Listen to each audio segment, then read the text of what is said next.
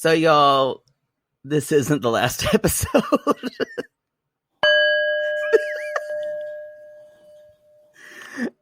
There's still a tell-all, apparently, or some version of a tell-all. So, use this Tibetan bell to soothe your wearied breast. Stick a dick, Andre, fuck me. Hello, this is Captain Poodle speaking. Are you ready to find love? Yes, ahoy, matey. Love. Exciting and new. Go online. They're catfishing you. Shocker. Fiancé. Soon you'll be flying to parts unknown. 90-day Beyonce. Marrying someone you've only met on your phone. Be they French or Chinese, a brand new K1 visa's the key. Ooh, the key to what, Poodle? To love. It's 90-day gate. Let's love.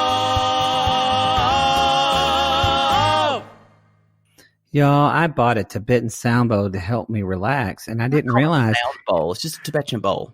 What? Well, I didn't know I was going to have to use it to get through this fucking season. I was relieved when I saw there was no tell-all. I didn't believe it. You wanted to believe it. Maybe. You did. You wanted to believe it. But it's so weird. Why would they do that? Why would they? Welcome to 90 Day Gays, everybody. This is part 2 of Toe the Other Way. My name is Matt Marr, a.k.a. Maddie. I'm here with my squirrel friend, Poodle, a.k.a. Jake Anthony. This is Toe. This is Toe. This is Toe. This is the second to last episode we'll ever do of this season of Toe, apparently. But we know that Sean, we had said in the last episode that we didn't think there was going to be a tell-all. Looks like they were too fucking tired of these people. But I texted Sean, or I don't have her number. I did. messaged Sean Robinson. I DM'd her on Instagram, and she said there's something coming up. She's like, no, the producers are working on something special. And then they posted just like 30 minutes. We got hot tea before everybody else. I feel that that bitch Heather Torres in our Sissy Squad has a good theory.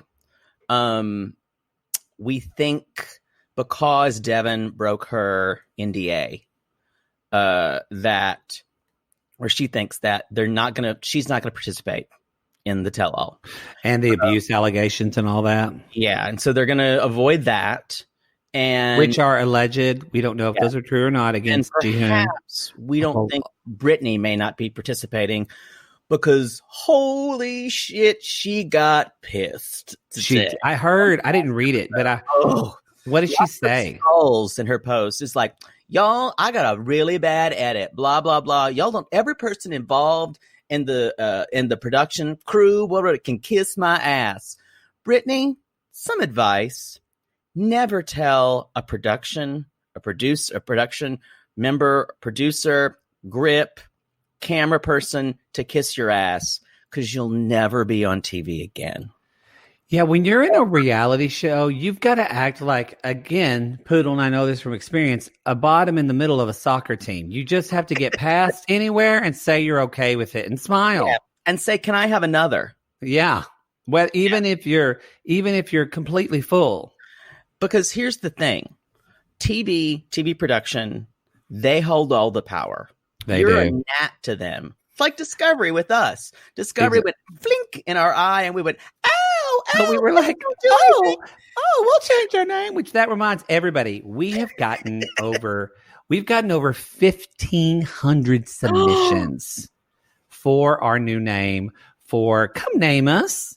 And 1,400 are 89 plus 1 day gays. Which we're going to get rid of. Actually, Jackie Weissman, our fearless den mother in our Sissy Squad, who's been helping us with this, she said there's actually some pretty good names in the group. We're excited. We're waiting. We haven't seen anything. We're waiting. You have until December 4th, Mama Mara's birthday, y'all, to submit this into go click on the show notes and look at the Google Doc. And I'll post it again. You think you have a brilliant idea. And remember, if we pick your name, we're going to give you 2 tickets to our first live show post-pandemic, of course. Post-pandemic. VIP tickets. Whatever, all of it. You'll get the meet and greet. You'll get not your friend. You'll get the meet and greet before. You'll get the show. Here, you'll get Poodle drunk at a bar after. You'll get everything. As my mother says, "What am I made of money?" Yes, and so you'll get all that. And I'm not a Rothschild. Mother once said, "What do you think I am, a Rothschild?" Wow. So y'all be sure to do that by December 4th. If you do it on December 5th, because basically we've got to go through all these names. Yeah, we've got to go through all these names and make a decision. We're going to, let's see, and then we're going to decide on the top, I don't know if we're doing like 6 or 10. We don't know because Jackie has all the rules. What if there's only like 2 good ones? Yeah.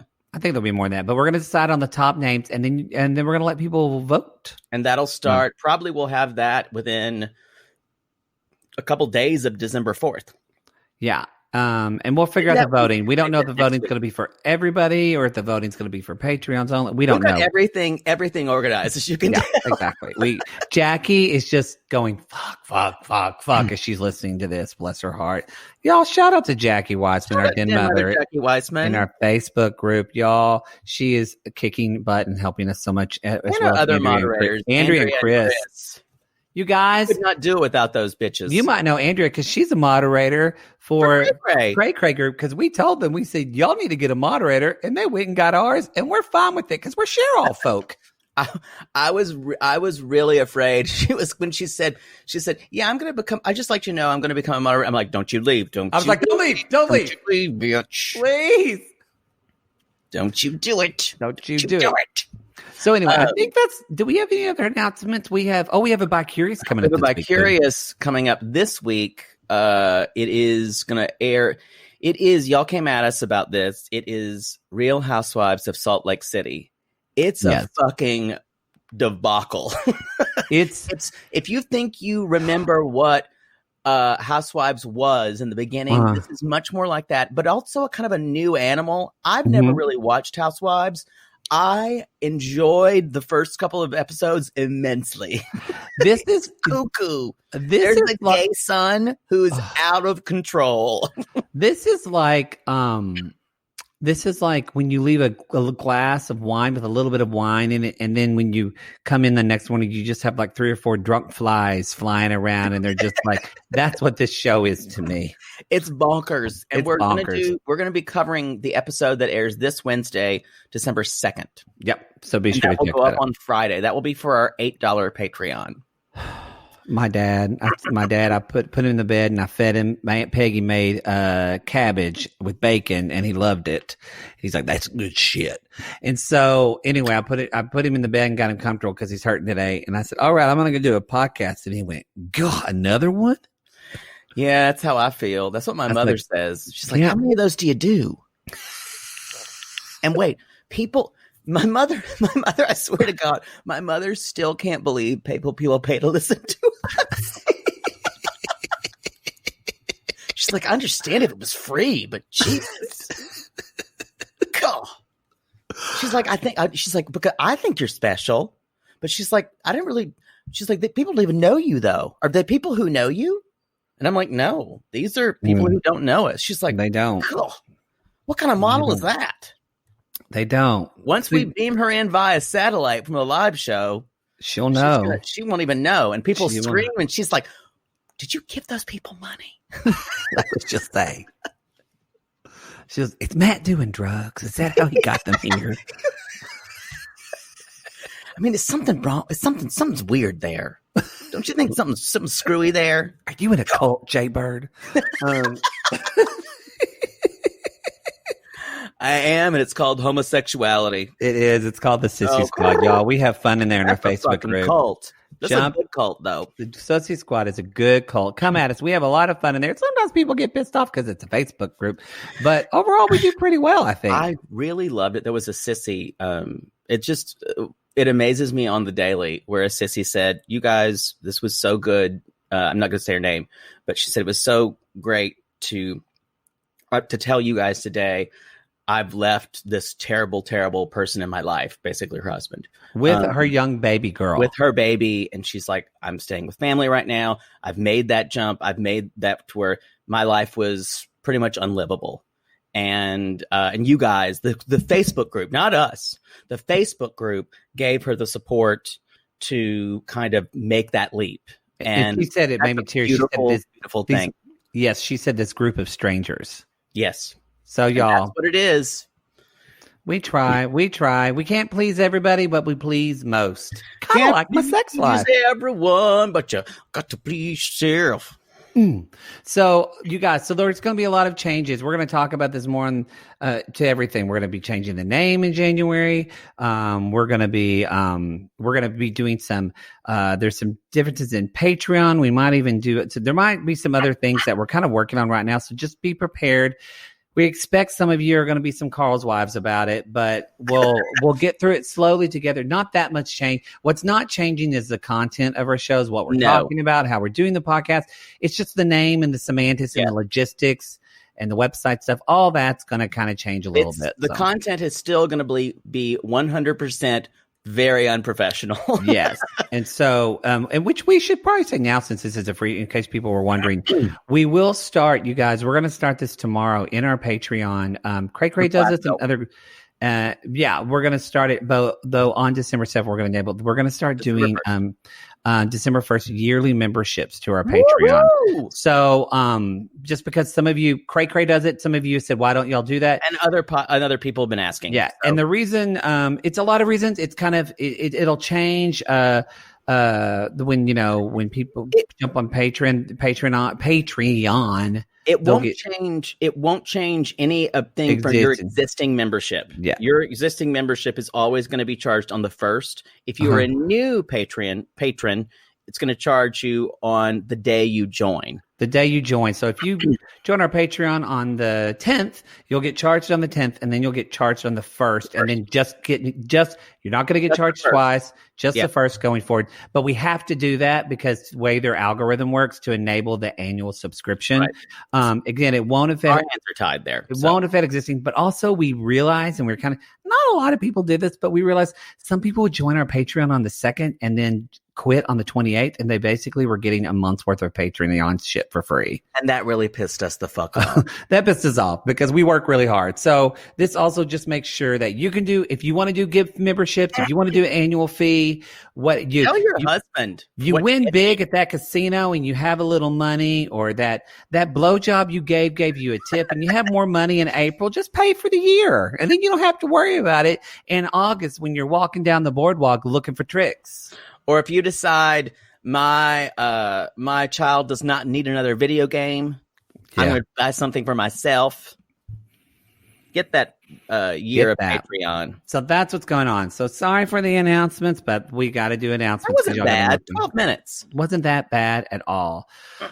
So y'all, there is going to be some type of reunion or something. We have no idea. Type of tell-all. I'm sure it'll be Zoom. Do you think Brittany I think Brittany listened to our show and heard you say that she was getting a bad edit, and I think that's why she's using it as a defense. Good. Here's the thing.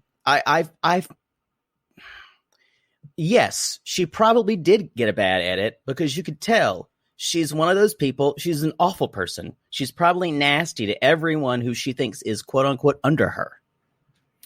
Possibly. I mean, you could just kind of. She radiated that on the show. But with someone like, think about someone like Anna from Anna and Marcel. I'm sure Anna was lovely to everyone. Oh, yeah. Then we pointed out the moles on her face, and we were horrible to her. And she got them removed. Again, I think she listened too. You're welcome. You're welcome, Anna. We're just trying to make your day better. She's a beautiful woman, even though you said she had Santa Claus face. Moles. When I told her, I said that she had Santa Claus face. I think she's pretty. You know what? It's the right look. It's the right makeup. Why I said she had Santa Claus face. She flushes easily. She flushes easily, and it was this kind of it looked like a painting Norman Rockwell's Santa Claus face. She does like Norman Rockwell. Yeah. So I was just calling it as I saw it. We are going to jump in. One more thing I just want to shout out. Y'all, we want to shout out Tracy, the goddess from Love After Lockup. Y'all, she gave us a shout out. She did a whole post about our Tracy show from Love After Lockup. And because we've talked about, we're planning on doing season 2, not right now. I need to come at her. I need to send her a message. But we are planning on doing season 2. We just haven't got to it yet. But she posted a very glowing post just saying that she loved us and she listened to the show. And Tracy, thank you for that. We appreciate that very, thank you, very Tracy. much. Thank you. Okay, can we fucking talk about this now? Let's get this shit over with. Who are we talking about? Can we just skip over Ari and Binyam? I don't ever want to talk about them again. Serenity now. I love this accessory that you've added to the. I did too. It was like $12 on Amazon. I'll send you one. I am so ready to not talk about them, mainly because it's so divisive. And you guys, I will say, I don't think I've ever been, when we talk about her, I've never felt, we don't do this. We do this show for us because we laugh at each other and we think it's stupid. And we do the show to like build a community and connect with y'all and have fun. But like in this moment right now, Poodle and I are just trying to make each other laugh and also give each other some insight. Yeah. And, I've never, when it comes to Ari, we can do no right. And that's one thing I want to leave. I want to leave her. I'm just ready to be done. Me too. And I think it's just because Ari is a symbol and she means something to everybody. She means something to a lot of different people. And that's why I brought that up. Not to tell people like, oh my God, stop coming at us no matter what on what side. It's more of like, obviously we're podcasters. You don't see us every day, but something about Ari is triggering. That's something that's going on in your everyday life for all of us. I think Jake and I too.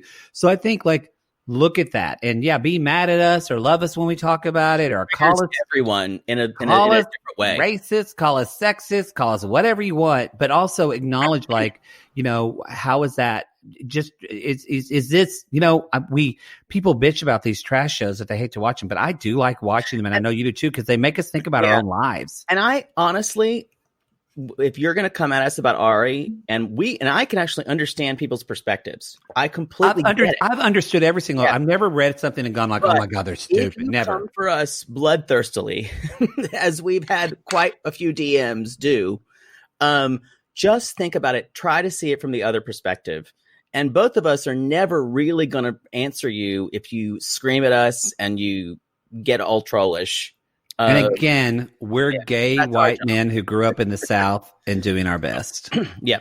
So let's talk about these two. They're at Timcot, which is the festival. Basically, it's the Feast of the Baptism of Christ. That's in the Orthodox Church is a big deal. The Episcopal Church has it's a feast day, definitely, and it's something you celebrate. But this is obviously a bigger holiday. Holy, holy, holy, Lord God of power and might. That's not the song. Lord God Almighty. No, we sing something different in the Catholic Church. That's that terrible like Sanctus that the Vatican II invented. I know, but everybody just sang with me. So I always, if we're talking about Jesus, I'm going to sing something for Catholicism. I'm sorry. You guys know what Vatican II is all about. You brought it up like 20 times. We know. It's all about like you mouth breathers don't know how to sing. So we're going to make music really easy for you. That is true. That's what they decided. That's what the council. But you know what?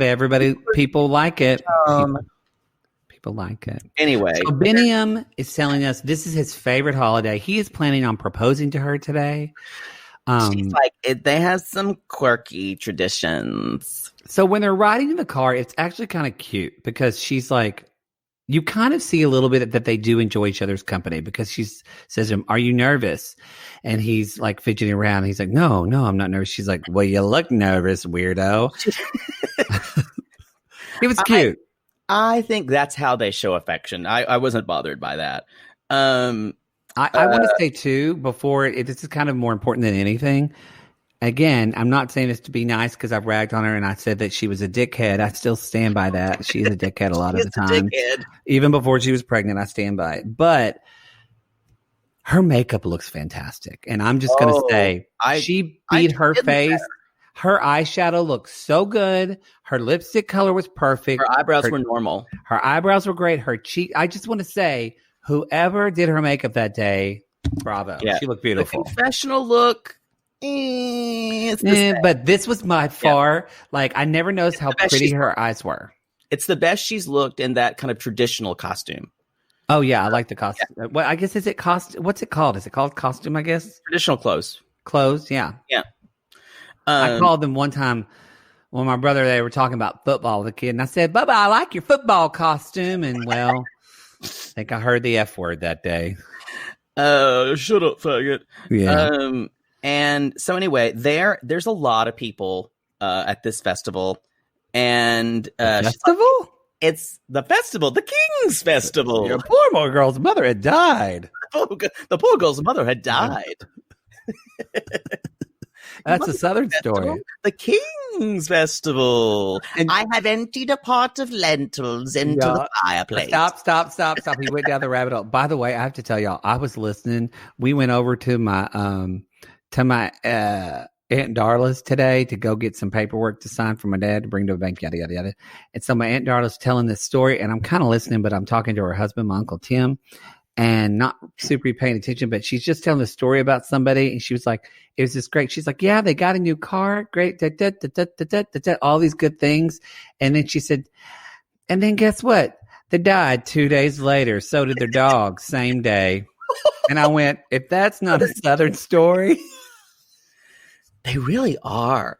I think my mother secretly loves it. She loves telling Southern stories. Southern stories always end sad. So, Ari says, it's loud here. It's loud. Which sounds like me. So I understand. I was just waiting for you to say, I wrote it down and I was waiting for you to admit it. And I will say the baby is 1 month old. 1 month old. And it is a lot to be bringing a 1 month old to do. So I thought about that as I'm watching this, because it's 1 month old. I don't believe the skull is even fully formed on a baby by 1 month. Again, not an owner of a baby, but I'm more of a renter myself. Not an owner of a baby, but I'm pretty sure about that one. I've got a baby on layaway. I was trying to be like, okay, but this is a tradition. People are used to this. Is this like, I don't know. Man, it did seem, culture or not, Ari is not and I just don't think Biniam knows it. Y'all, I could tell you this. Ari is not a crowd person. No, neither am I. And it did seem like the worst place to bring Ari. Yes, the worst place to bring her. And Biniam was kind of like, you'll be fine. You'll be fine. You'll be fine. But I do agree. I would not want my baby. It would be different if it's crowded like a concert and people are listening.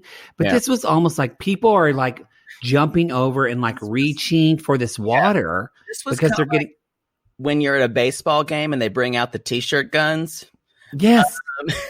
And this, woo! And instead of t-shirts, it was holy water. Y'all. Out of a hose. Jake becomes crazy. I get the crowd motivates me. He's just sitting there not really paying attention. He's eating a hot dog at a Dodgers game. And then suddenly he is up, possessed, screaming, raising his shirt, trying to show his tits, whatever he can do to get a shirt. And then I start, usually if the Braves are playing the Dodgers, then I start shit talking. And then I remember someone almost got murdered. Yeah, a Giants fan almost got murdered, so shut the fuck up at a Dodgers game. Shut up. So she's basically, they're spraying, and it starts getting a little dangerous. She's like, it's enough. I gotta go. I'm so upset right now. And people have remarked on, Biniam says, people have talked about this online. he's like, I don't know. I think that was her evil spirit needing to be cast out. Maybe she needed some holy water. And people were saying, was that really the translation there? Because maybe he was tongue in cheek. Maybe he was laughing about it, but it sounded pretty honest. Well, he did go on to say, Ari is an annoying person. She's selfish and she only cares about herself. He did say that. So he was like, I don't think I want to propose now. But he even said to her before, this is the first time we've ever seen Brittany. He's like, do you want to ruin my day? So I feel like we see this facade of him of like, oh, everything's great. Everything's on. We see that cracking a little bit. He was a shithead this episode. He kind of got the worst portrayal that he's gotten the entire season, with the exception of maybe the ass drums and the leg piano. Yes. It's hard because, again, you want to be like, okay, this is your country's tradition. This is, it really is like, it goes back to what I say, that I do feel like, yes, Ari is white, American, entitled, and moving to Ethiopia. Yes, all of that. Yes, do I think Biniam's a trophy husband to her? She's marrying an exotic man. Yes. That said, any couple, I don't care if black, white, wherever, when you get together, you have to compromise wherever you are, wherever you live. You have to compromise on each other. And I just don't know how much we see Biniam compromising. I mean, he moved into a nicer apartment. And he could be, and we're just not seeing it in the edit. I think that also we saw in the edit is she said, you're pushing my boundaries and don't put your finger in my face. Don't you put it. And so it was, and then this is the topper because she knows she can say this because her privilege. She goes, give me Avi, give me my baby. That really grossed me out. That's the, and you guys don't use your kids in a fight. Don't use your kids in a fight. And I said this too. She says, she's like, I want this to be a good day for you, but I'm really not having a good time. And this is one thing I wrote down. Ari never fails to let him know that she is tolerating the things that he's enjoying. She does do that a lot. Never fails. And I said, I don't know if this is her thing of always from being in therapy a lot, having to talk about what her emotions and that she's feeling, or, but the thing that she should have been told is not everyone needs to know you're tolerating them right now. Well, that's what I was going to say. Whereas Biniam needs to compromise a bit on her, she needs to realize, I don't need to emotionally vomit everything because he is clearly not that at all. He keeps everything in. Yeah. So not that she needs to keep things in, but maybe there's another way. Because honestly, I don't think taking the baby away, I think she meant that as shitty because that is what she said. That is a metaphor for her saying, give me my baby and I can take this baby back to the United States anytime and you cannot see your kid. That's what that's a metaphor for. But this was like this idea of her telling him her emotions. I get that she wants to communicate, but you're right. It's this idea of that her emotions are more valuable than his. More valuable than his, yeah. Yep. And also I'm sure her parents always listened to those and validated her emotions. Yeah, I know. Well, it's not a bad thing, but this is the problem of going to a place where, let's be honest, this is a much more male dominated culture. And maybe your emotions aren't the first thing people are going to ask you about. Yeah.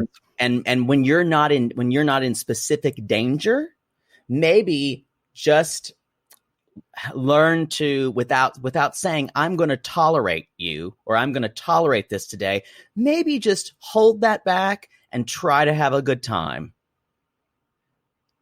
That's not Ari. But yeah, no. The thing with Ari too is I think, which misdirection works well a lot. What I mean by misdirection is, let's say your kid is wanting something and you misdirect them, or they're crying and you put their attention on something else.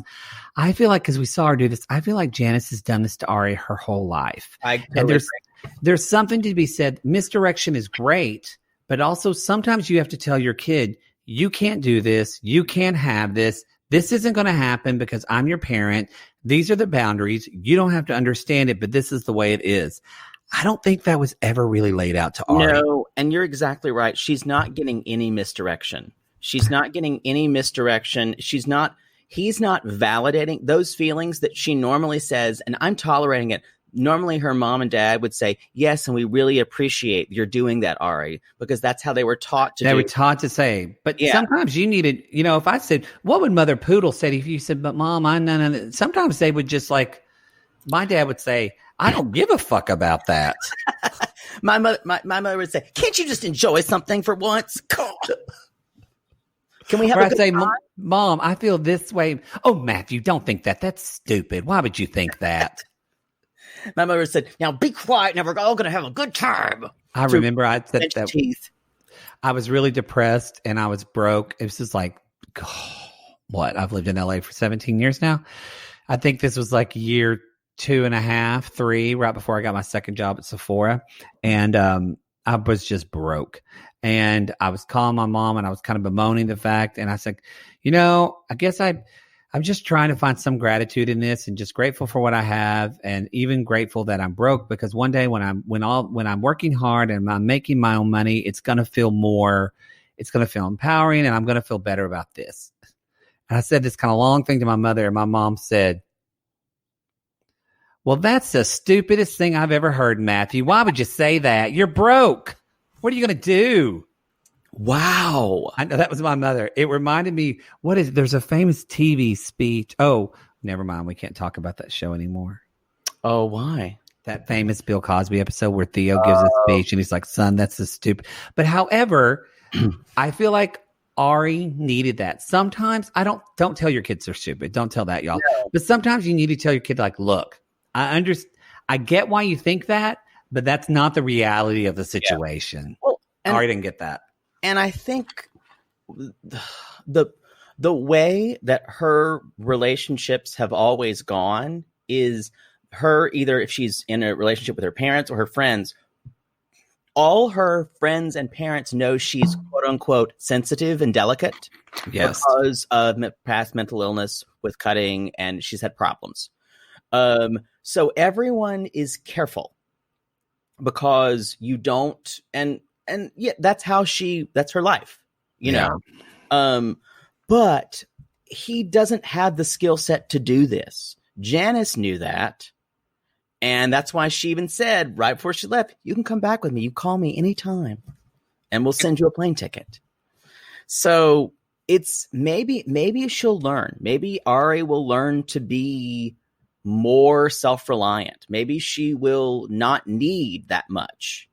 She won't need to be validated as much. Yes, you can be validated, but not every time. He doesn't have to say, thank you for indulging me, in my cult. Yeah. Well, do you think Ari's learning? Because she did say, when she was talking to Billiam later, she kind of calmed down and she said, okay, I know I overreacted a little bit. And she said, okay, you did great today. I know. And she said, you're a great dad. You love your baby. And I realize that you just have to realize this situation, all it takes is one person to smack the baby head and he's damaged for life. I don't think she's wrong or eccentric in saying that. No, she's not wrong. And I think you're exactly right. This could be the best thing for her. Could it? This could, if maybe being away from her parents, who are enablers, let's be honest, enable her growth. They enable her growth. They enable her privilege. They enable all of this. Right where she is. And I will say, even though I was a proponent of Mother Janice is a terrible enabler for what. She's a terrible enabler. And after I saw that one clip that it didn't show where they just kind of went and made fun of the apartment, that was a faux pas to me. That I don't think she's evil. I still think she's a pretty good mom, actually. Yeah. But and really loves her daughter. But that was seeping and just grossness. I think you're exactly right. But I was shocked when Ari said that. Yeah. So they go to his brother's bar to kind of cool down. He leaves, which is probably the best thing to do with Ari, and let her process. And she gives the baby to Wish, his sister, and then she runs to him. And all of a sudden, it's like they both have processed something. And she's like, "I love you," and it's like she's like, she made me forget everything. So maybe there is something for them, and I never thought I would say this when the season started. Maybe living in Ethiopia could heal her. Maybe it could make her whole.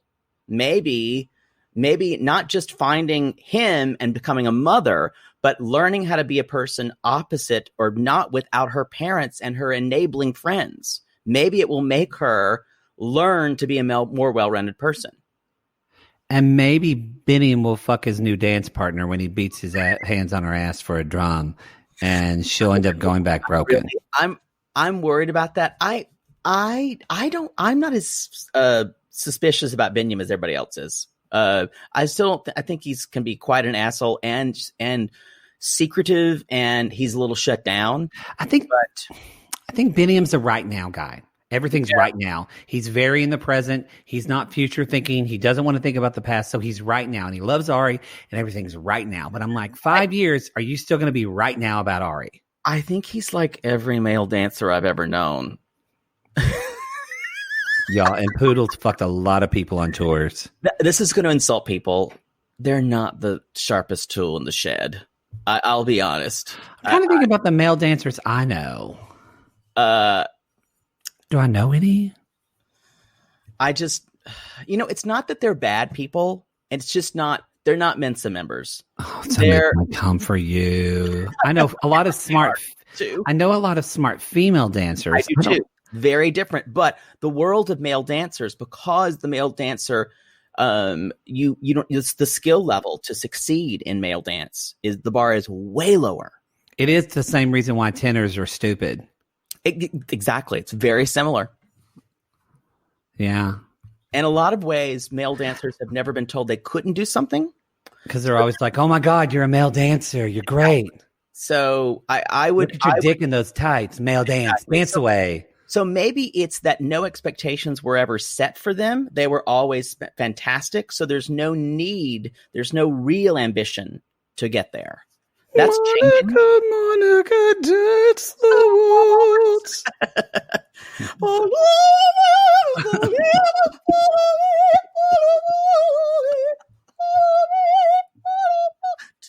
Toby, you have the most beautiful voice.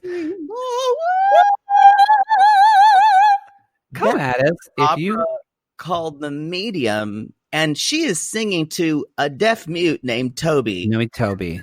You guys, he doesn't sing the entire time in that aria. He doesn't. Does anybody else listen to a podcast where males just break out in female singing? Because if you do, I want to know what this show is. We need to do a crossover.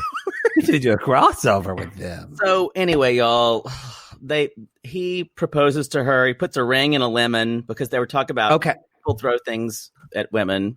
I'm going to say this.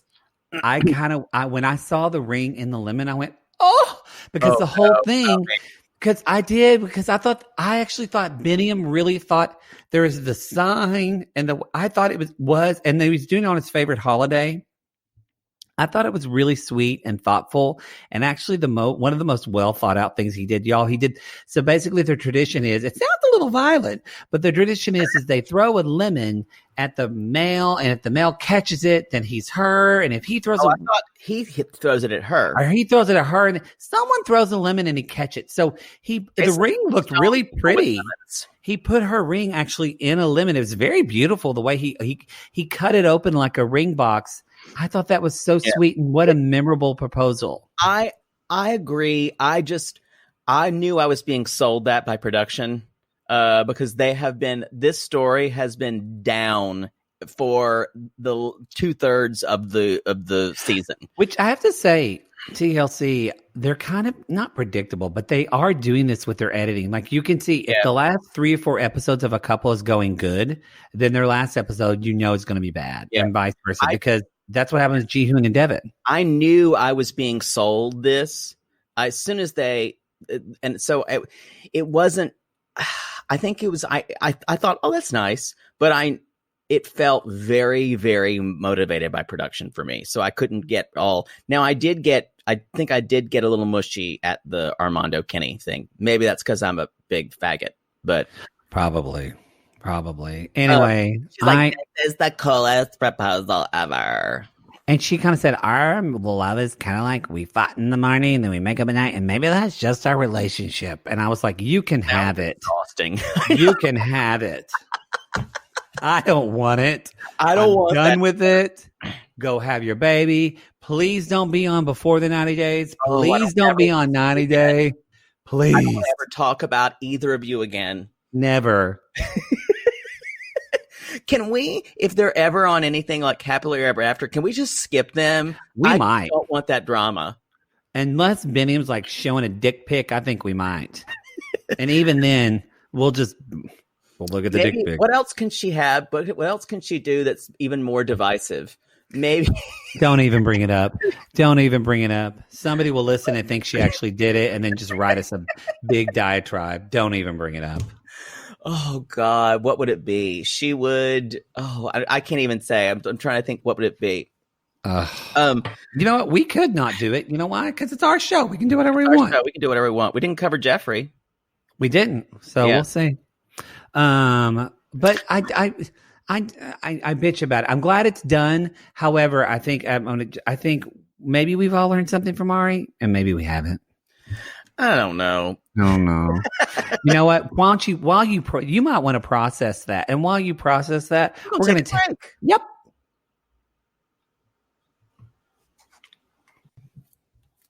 We're back. It's not as fun as it was beginning, especially when you do it enough. Y'all, it's your wedding day. It is your wedding day. It's Jihoon and Devan's wedding day, which they've already had a Korean wedding. They've already been married on paper, but this is her dream wedding, which she did not pay for or plan. So this is what I don't understand. If they already got married in Korea once, and then this is her dream wedding, why don't they get married in the U.S.? Because this is not like South Korea is a country that it's not like the United States. It's a country that South Koreans can't go to easily. I feel like maybe his parents wanted to go, and it wanted to be witnessed by all of his family. I don't know. That's a good question. I agree. I'm not sure. Please stop fiddling with that bowl. If I hear it again, can you put it somewhere where I don't have to hear it slipping?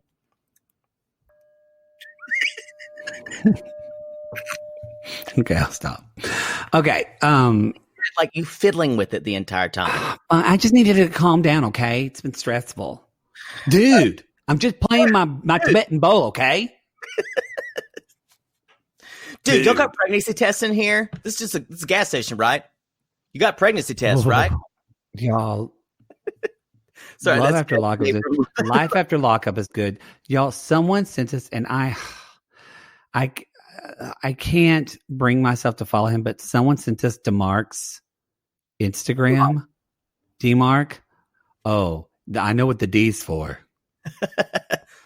Y'all. Tattoos everywhere. Or as I said on Too Hot to Handle, tattoos. He's got tattoos everywhere. Hot.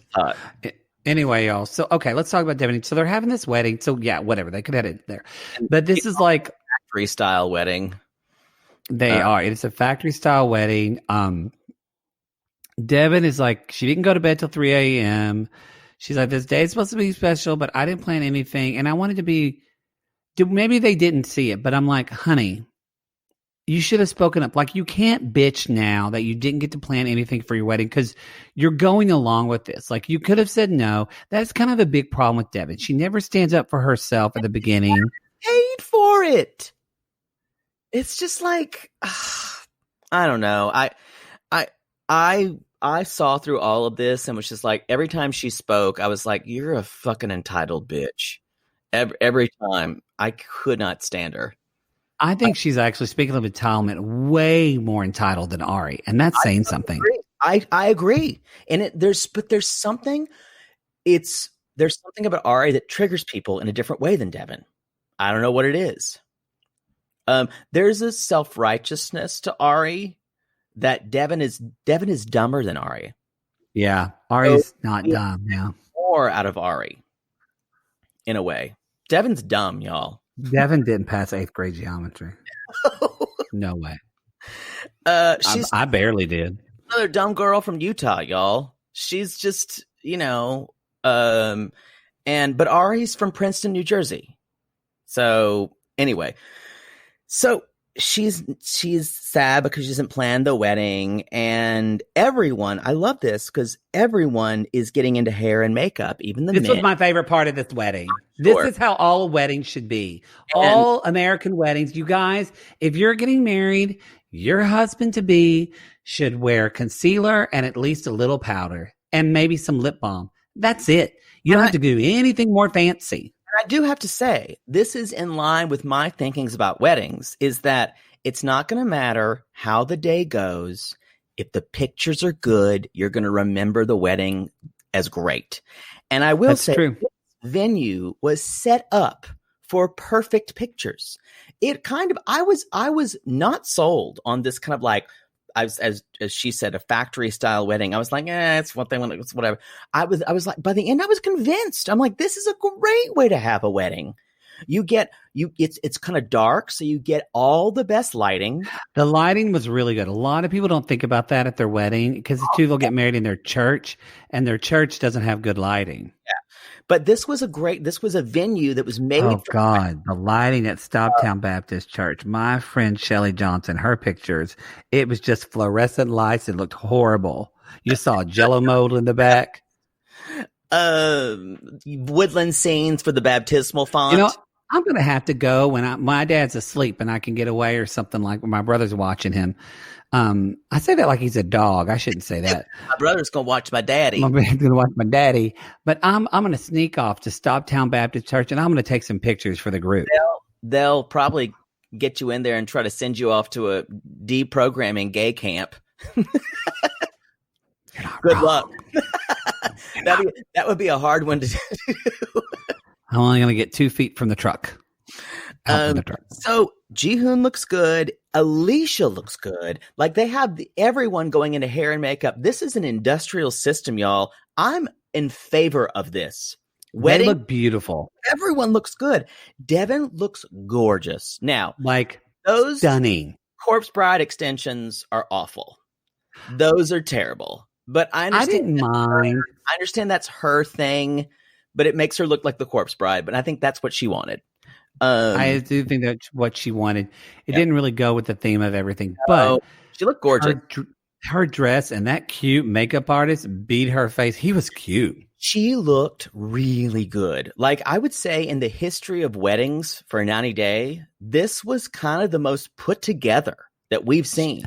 This looked like this could be a cover of a magazine. Yeah, it was great. But she keeps saying, this is not how I imagine my wedding day. Do you think I'll look like the cover of a magazine on my wedding day? No, it's going to be a mess. You know what? Okay. You'll just be really, I will say your pictures will be tasteful. They'll be casual. It won't be formal enough for a wedding, hopefully you'll have starved yourself before it. So maybe we have a little minor plastic surgery before the wedding.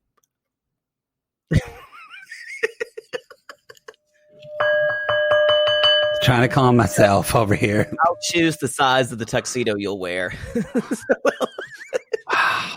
We'll get you running like 7 miles a day. I'll be your boot camp coach. Wow. You'll wear a corset. It'll be great. I'll have to, because if I get skinnier than you, you will never let me. For your wedding, I will lose weight. Oh, y'all, Aunt Peggy's calling me. I'll talk to you later. For your wedding, I'll need to look thinner. It's true.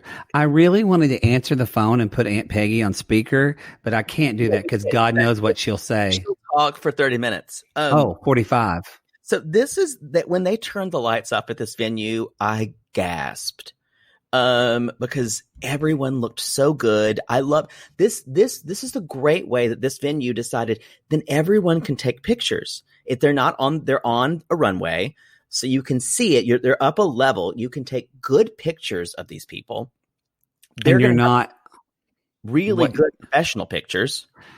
They are. It's more just, I think the theater kid in me loved it. Like Catholic boy, because I like a little ceremony and wedding. So I think maybe, but not that Deavan, maybe she is really, but it didn't have any of that. It didn't have any of that kind of religious. I don't think they're very devout. I mean, I'm sure they're yes, but I don't think they're very devout. Ji-hoon was selling stolen phones. I don't think that's like under the book of devout Christian. Ji-hoon walks out and does the hands up applause gesture, which I was living for. His hair is very red. It looks cute on him, actually. And she looked great. She comes out. They're applauding her. Ji-hoon's dad and mom have on white gloves. It's all lovely. And the vows are in Korean. She has no idea. And he just goes, say yes. And I will say this, the only problem with this wedding, it would stress me the fuck out because knowing that another bride was ready on deck, and that would stress me out. But I'd be the one that like the last one of the day, but you know that's somebody who has to get married at like midnight. But here's the deal. This thing I was a little confused. Were the people in the wedding all of their friends and family, or were those just other people waiting for other weddings?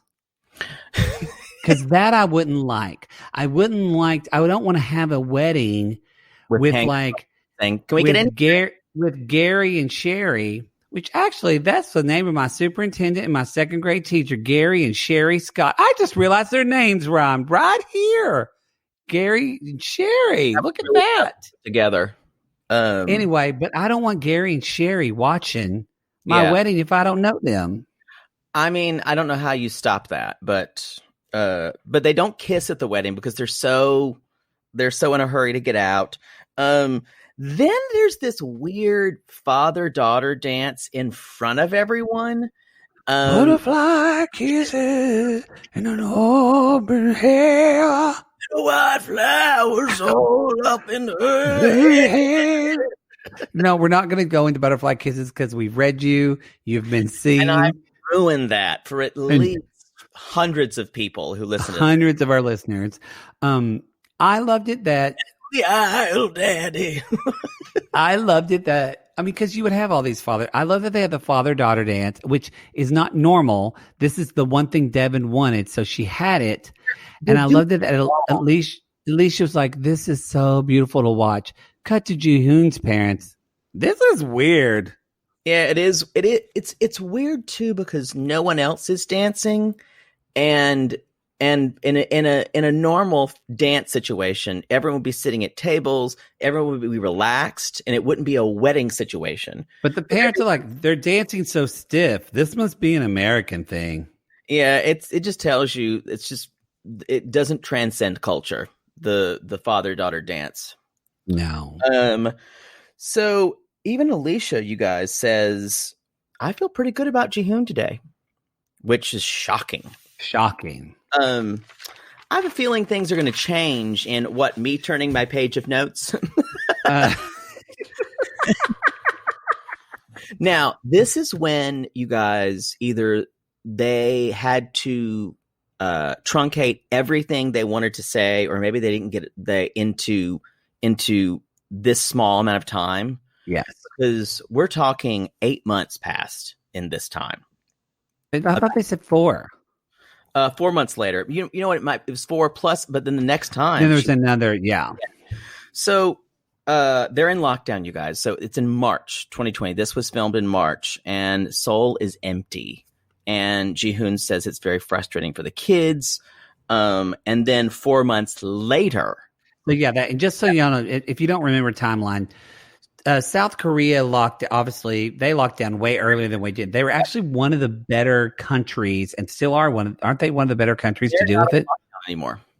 Yeah, because South Korea, their rates were very low because they locked down quite early and were very strict about it. Could be a lesson. Could be a lesson for other countries. Yep, could be a lesson. You want to be American? Sure. 4 months later, and she says things are better, but being in quarantine with Ji-hoon has taken a toll on our relationship. She's packing, y'all. This was so quick. I don't know what happened. That's the problem. We don't know what happened. Everything she just said, we're fighting more, but there was nothing specific. And it seems like if there were cameras there, maybe there weren't. Maybe they. I don't think there were. Well, I'm saying, so maybe that was what we missed. We missed all of this stuff because they were you got to think, one of the more strict countries. So I bet they wouldn't even let crews in. But it seems like they could film each other like they did in quarantine. I mean, if Lindsay and Scott can film each other in quarantine. Scott, can you bring me a book? Tarbell, come bring me a book. Can we read a book together in your camp? I can't wait till you just move into my driveway. So when I get in a fight with him, I can just go out to and we could scissor. So she's leaving, and because they've been fighting so much, and she's going to take Dracula and Taeyong with her, and she's going to go back for 1 month. And Bobby is like, don't go. This is that part of Butterfly Kisses. She's 16 today. It's that last verse, y'all. It gets sad. Maybe she was 16. Yeah, I think she was. Yeah, the song of Butterfly Kisses is the growth is not nice. So Ji-hoon says, I'm going to miss you guys. And she's like, I miss you too. And she's like, no, you're not. You're running away from me. And I loved that he pushed back. Of course she is. She is. This is something that because she says, I just need time apart to figure things out, which is what Deavan always says. Yeah. And she says, this is my question to you. And this is for sissies. And I'm genuinely asking because I have some of my opinions, but I'm always open to learn. Does it help a relationship to be apart to figure things out for the relationship to get better? I mean, maybe. I don't know. I'm interested. Sissies, come at us. Maybe if you realize how much you actually do miss that person, maybe.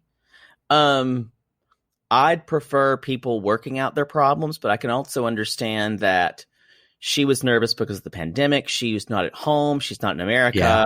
So I don't know. I can't really. And if there was allegedly abuse, then obviously she wanted to get out. That's a whole other thing, y'all. If that really is true, then good for Deavan for getting out. We don't know. That's again not substantiated. And given it's hard, that's hard with Deavan's track record. But anyway, we're not here to talk about that. Really, not completely been, let's say, completely transparent on social media. And her mother, y'all remember, her mother's on Whatever you do, y'all, do not follow Alicia Clegg. Well, Alicia's on Planet Zala. She's on Parler or something. Yeah. No, don't do that. Do not follow Alicia. Just making sure. I also wrote down she looks like the Predator because she has that top knot and she does. She's done, her roots are going. You can tell. Mm-hmm. She really does need to dye her hair. Yeah, she needs to dye her hair. She's a light brown. I thought it might be like brunette was her color. Her hair is like light brown. Oh yeah. Yeah. And you know what the thing is though, I will say divorces have gone up. The pandemic really, people have been forced to be, and it's not working out for a lot. I'm so thankful I'm not having to quarantine with anybody. Oh my God. There would be a murder. I'm very lucky we quarantined well, but I have to say there was even an adjustment period of me being gone for like every time I come back from being gone for like 2 months with my dad and then going to LA for a week. It's like I have to remind my partner like, hey, you have a roommate. I know you've been living by yourself for 2 months. And so we kind of have this conversation and we joke about it and we laugh about it, but it's a real thing. So if you're stuck with somebody, it's very, very difficult. It's very, and so my heart goes out to them both on that end because it was kind of maybe it was an overall the best thing because it got them there quick, but it was the worst thing for their marriage to be successful. I'm just worried that Ji-hoon's not going to be able to see his kids. That's what I worry about. Or his kid. We know that's true. Let's be honest. Ji-hoon is a boy child. We know that. Is. But he's got a good heart. And I think he does have a good heart, yeah. And he loves Taeyong. I think he even loves Dracula. So You know what? I think he does love Dracula because he's a glutton for some type of punishment. I do think he's a good guy. I think he's very selfish. And I think he often gets kind of the, funny guy edit on the show because you guys, like, I'm going to take that. But I'm going to take a cue from Poodle that the crew loves Ji-hoon. I bet. Loves him. Yes. And so they play these kind of funnier, lighthearted Ji-hoon stuff, and Devan's all Devan Downer. Yeah. The crew loves the gays. The crew loves Ji-hoon. The crew probably even loves Cheese Stick. They also guys. Yeah, probably. They also love their favorite was that horse from New York. They just told him to fuck off. Nay, fuck you. That's what I say. But you can tell they hated Brittany. They can't stand Ari. And they hate Deavan. And so it's just even the playing field. Do you think there are any men? Because that was all women. Do you think there are any men that they don't like? They hated Jesse probably. Jesse, I don't even remember Jesse. Oh yeah, I don't think they like Jesse. And the crew is all men. Remember that. Who am I talking about? They couldn't stand Paul. Hello. Oh yeah, that's right. Oh yeah. So, but and you guys, yes, these people are who they appear to be. But you can, as we've seen from a lot of tell-alls, Angela usually gets a pretty good edit. Even though she appears really nasty on sometimes, she always looks worse on the tell-alls. Always. Yeah. Yeah. Anyway, they go to the airport and Ji-hoon's like, well, I'm gonna miss you guys, and Deavan, Ji-hoon says, promise me you're going to come back. And she says, but you have to promise me that everything is going to get better. And yeah. And guess what, y'all? We know because things don't, and they are separate. I think they're separated now officially. And she's dating another Korean guy named Topher. So take that. Take that. Oh, if someone ever leaves you for a guy named Topher. Oh, wait. I think Ashwini's boyfriend is named Topher. Good enough. God. Come for me, I'm bitch. backing away. I didn't say anything, girl. Come for him. She's not going to hear any of this because she's still going to be talking about what we talked about Jenny and Sumit. So he's in a rage now. Yeah. So okay. So what? Oh, that's the end of the show. I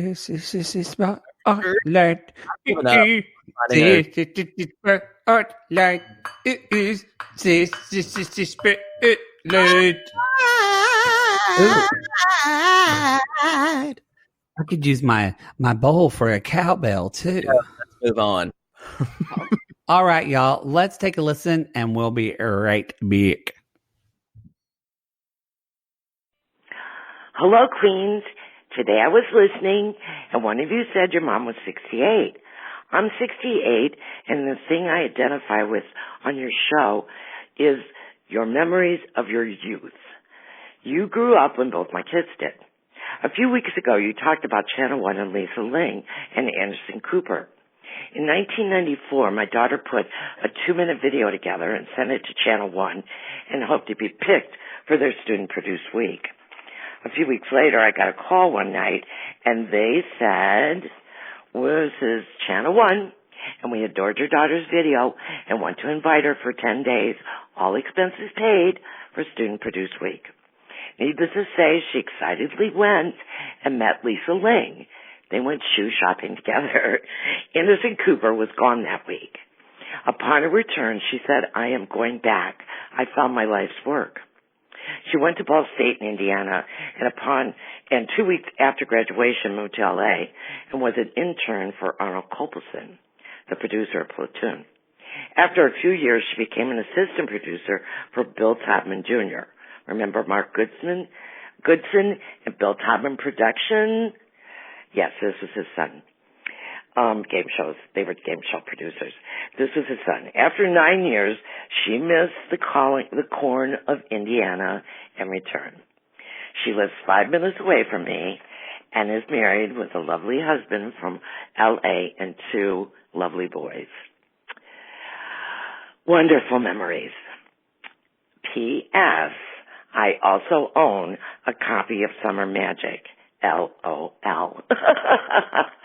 Hope you enjoyed this. Bye. Y'all, that was amazing. 68-year-old sissy. We didn't get your name, but sissy, whatever your name is, I want to have a piece of pie with you at a diner because with that voice, you've lived a life, honey.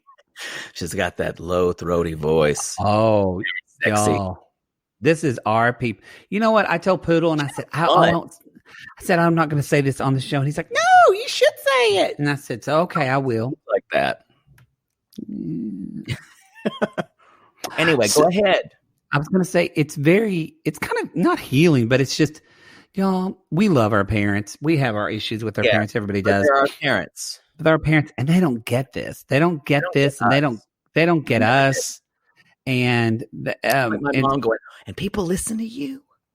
And it's been, my mother more than Poodle's, but my mother's not always been the most supportive of artistic endeavors. She wanted me to be an accountant. Yeah. Mine is pretty supportive of that. She just doesn't understand podcasts. Yeah. And so it's just very healing when someone who is our parents' age gets us and loves us for us being us. And it's just, anyway, it was really special. And I love that this was a story. We've never really said this. We said you can come at us. We said you could talk about other sissies in a good way that supported the sissy squad. But I love that this sissy we had a conversation that sparked a memory. And you know what? You can do whatever the fuck you want because it's your sissy spotlight. And y'all, memories are golden. And it's just something that, like, there are certain memories that I have from childhood or early teenage years that I can hold on to, and I'll always have them. And it's just, those are things that last. Like that time that you were shopping for groceries with your mom and you were like 10 and the teenager bag and the groceries actually touched your hand accidentally when he was packing a bag. Yeah, I still masturbate to that one. Yeah. It's true. Good times. Hey, I get an erection every time I walk in a Kroger. I'm just like, hey, y'all come at me if you were a little kid and there was a hot bagger boy. I said that about you, and I just we're getting into a weird area. I remember that. Oh my gosh, this just hit me at Food for Less. There was a hot bagger boy. It was not gross because I was younger and he was older. But not too old. He was under 18. You know what? I'm going to stop. I'm just going to stop. I said that we're in a weird area, and I want to move on. What's next, Poodle? I don't remember. Sissy shout-outs. Oh, yeah. In the first episode, y'all, we were going to say we were going to do a Where Are They Now? Well, we're not because we're going to see where they are in the fucking reunion. Piece of shit. So we're going to do that reunion, and you know that we're going to have our finale song like we usually do. Yes. Yes. All right. My sissy shout out. We're on Y and Z. Y and Z. My sissy Y shout out. and Z. My sissy shout out goes to Feltsy Young.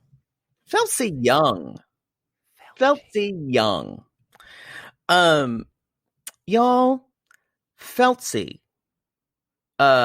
First of all, her name's Kelsey, let's be honest. Feltsy has always had a real affinity for the restaurant business. She, ever since she was a child, she would be going to any type of restaurant, ordering, even if she was like 5 years old, she would say things like, "What's good here? What's good here?" And the parents would go, "Honey, you're just going to get chicken nuggets. It's fine. Just get some chicken nuggets and french fries." She's like, "No, bring me Chateaubriand. Bring me chicken livers. Bring me mousse." Not mousse, but actual, like a chocolate mousse. Mousse. Just so we're clear. Mm-hmm. I don't know if mousse is in restaurants. Maybe in Alaska or the Pacific Northwest. Come as if you had mousse. Not chocolate mousse, actual mousse. Yeah. Like Bullwinkle. Hey, Maggie. Please don't eat me. I don't think it tastes very good. Thank you. So anyway, where was it? Feltzy. Feltzy is sitting there, and she's like, I want to be a chef. I want to be. I want to be in the culinary world. This is where I belong. And so she had to work in a diner for a while. And it's the worst thing to have to work in a diner if you just want to be a chef, because you want to just tell the chefs what to do. And she starts telling the line cooks, it'd be better if you just put some sun-dried tomatoes in that omelet. And they're like, shut up, girl. Get back to work. Come do some meth with me. Oh. And she's like, no, thanks. Because that's a line cook, y'all. They're always drug addicts. So seriously, I swear to God, most line cooks are, or they're disturbed. There's not a normal line cook out there. So sorry if you're a line cook. So she finally gets, the line cook calls out sick one day, and she is so sure of herself. She's like, I'm hanging up my apron. I'm going to go in there and cook everyone the best for the breakfast shift. And she's like, okay, here we go. We're going to call this the Kelsey order. And here it goes. Tossed salad and scrambled eggs.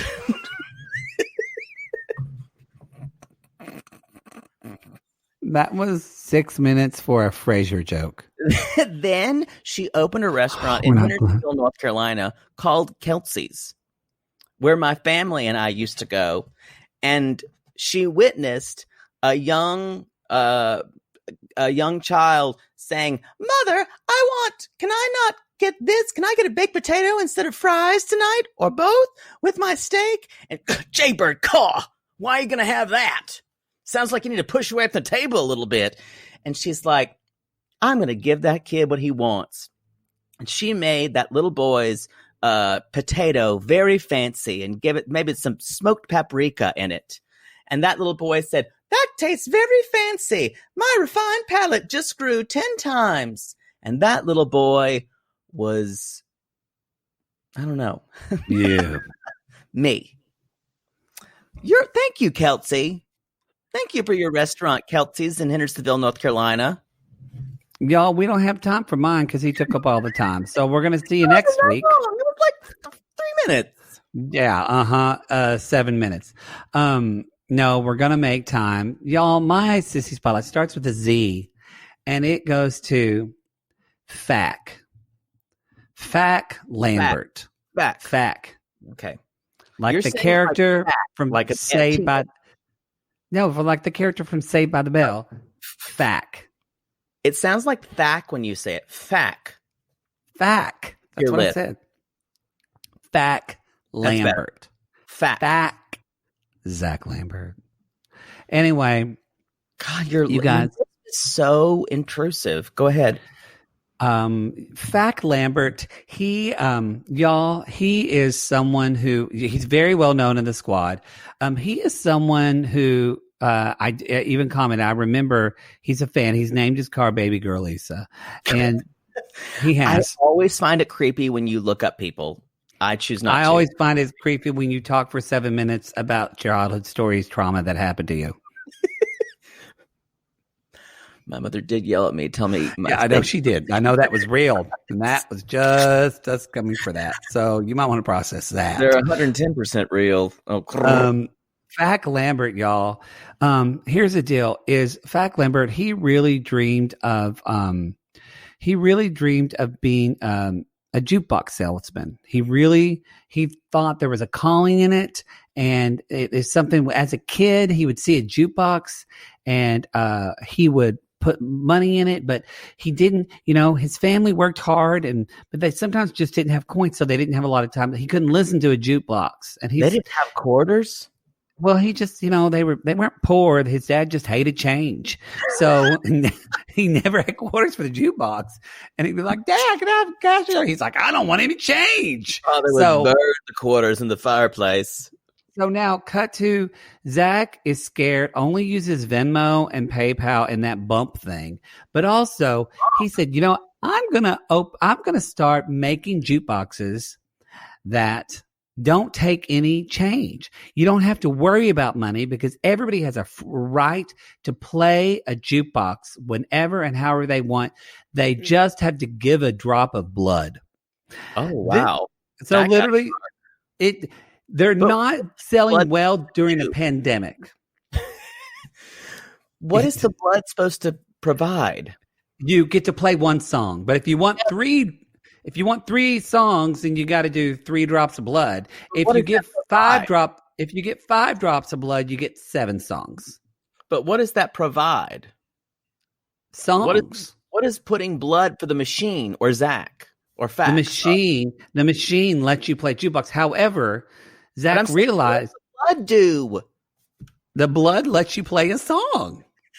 You're not understanding. Goods and services. I put money in the machine. I take that money and I do things with it. Well, what does it do with the blood?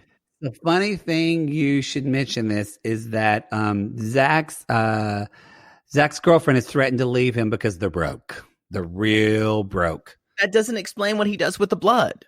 No, because he doesn't have any money, and he just. Oh,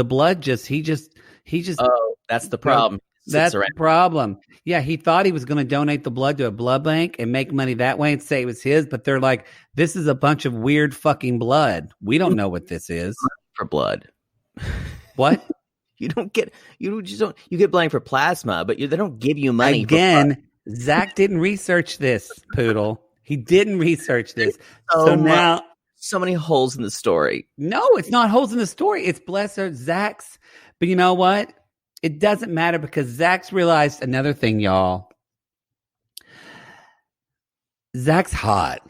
I've looked at this guy's face. Y'all, Zach is hot. And so it's gross when you creep them. You know what? You have literally asked someone in our Facebook group to call you and send a dick pic. So I will not have it. But I don't do it. You know what? You completely waylaid this sissy shout out and just inserted yourself into it. And it was quite rude and very unsouthern of you. I just want to say. It didn't make any sense. I was trying to help. No, you're not trying to help anything. Believe me. I don't think you know how to tell a story because we just heard you ramble for 7 minutes. No, this is just. You're no Hans Christian Andersen. Yours was 6 minutes too. Only because you kept interrupting me. You know what? We're changing this segment. I'm going to stop it. This is we're ending it on Z. Next time, we're just going to, Poodle and I are just going to look at and critique dick pics online because that's all he wants to do anyway. Mute me if you like. I was trying to ask. I'm just saying. I found it going off the rails, so I was trying to help you. Zach, I'm sorry that Poodle. If you want a new story, you just send me a message and I'll write you one that you can read with you and just enjoy and you can listen to it in your baby girl Lisa car. I think it's because you found him attractive that your story didn't really track. So I was trying to help you with that. We've come to the time the show is over, and also some truth was dispensed. Oh God, can we just end it, y'all? You can find us at 90 Day Gays. You know what? I'm letting you do the outro. I'm done. You can find us at 90daygays.com right now. You can also find us at Cameo. I'm at Jake It or Fake It, and he is at the Matt Marr, 2 T's, 2 R's. Y'all, come at us on Patreon. We are doing crazy shit in there, and come at us at our Sissy Squad, and because we have fun in there. That's the show. That's the show, y'all. So you're supposed to say your thing. Oh, and y'all, we call these people lonely hearts because what do you normally say? I don't listen. Harder than it thinks, don't you? That's what happens. Call these people lonely hearts because for God's sake, we call these people lonely hearts because aren't we all just lonely hearts looking for love, Poodle? All right, we call these people lonely hearts because aren't they all just looking for love? Yes. And if you find yourself in a diner begging your mama for a piece of pie, and she calls you a fat kid in front of everybody in Pickens, South Carolina, and you want to go use drugs that night, call us. Call us. First of all, she never called me fat. She verbally assaulted the woman, but that's a different story.